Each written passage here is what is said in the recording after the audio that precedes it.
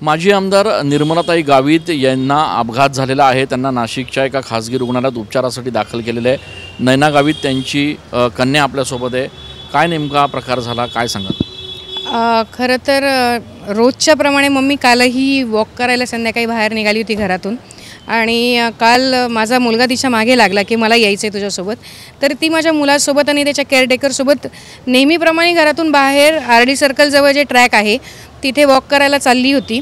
तर अचानकच आम्ही घराच्या बाहेर उभं असताना मला एक मुलगा सांगायला आला की ताई पडले आहेत म्हणून।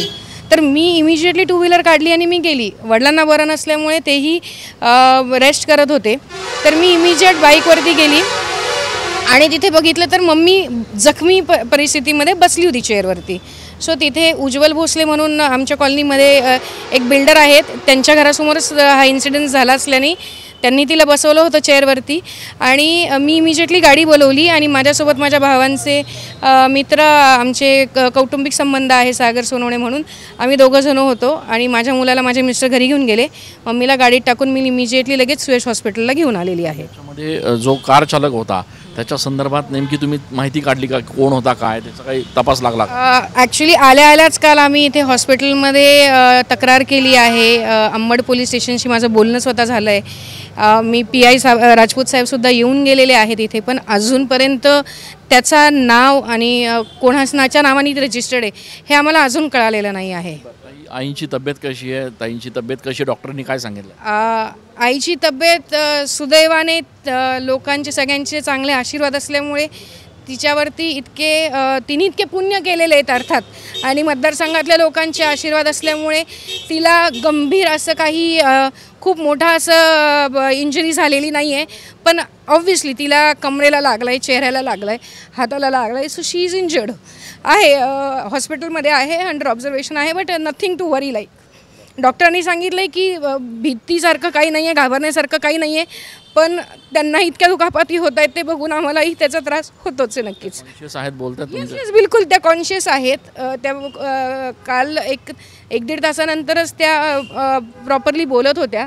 त्या थोड्याशा ऑब्व्हियसली त्यांना लक्षात नव्हतं आलं, कारण मागून त्यांना फटका बसलेला आहे, तर त्यांना थोड्या वेळ आधी लक्षात नव्हतं येत, पण नंतरच त्यांना जेव्हा कॉन्शियसनेस आले, कॉन्शियस होत्याच त्या आधीपासून, आणि त्या नीट बोलतायत, खातायत, पितायत सगळे, पण दुःख तर त्यांना खूप आहे कारण इंजुरीज झालेल्या आहेत त्यांना बऱ्याच। काही एक्सरे किंवा काही आला? एक्सरे रात्रीच केलेला आहे तिथे प्रशांत पाटील सरांनी, आणि एक्सरे नॉर्मल आलेले आहेत। एक्सरे सोनोग्राफी सगळं नॉर्मल झालेलं आहे। फ्रॅक्चर वगैरे असंच काहीच नाही आहे, पण थोडीशी तिची चालायची प्रोसेस जर झाली, कारण तिच्या उजव्या पायाला उजव्या साईडला तिच्या पूर्ण जखम झालेल्या आहेत, तर ती एकदा चालायला लागली तर मग पुढे गरज पडली तर MRI किंवा स्कॅन करूयात आपण।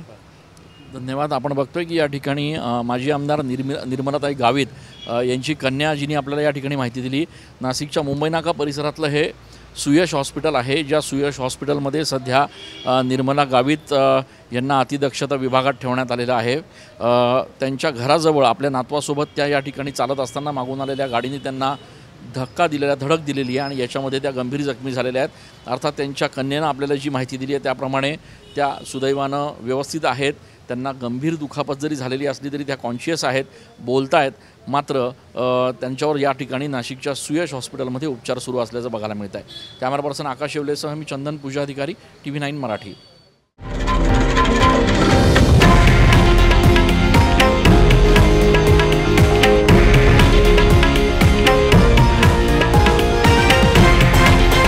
हे आहे देशातील नंबर 1 न्यूज नेटवर्क आणि आपण पाहत आहात TV9 मराठी, एकमेव।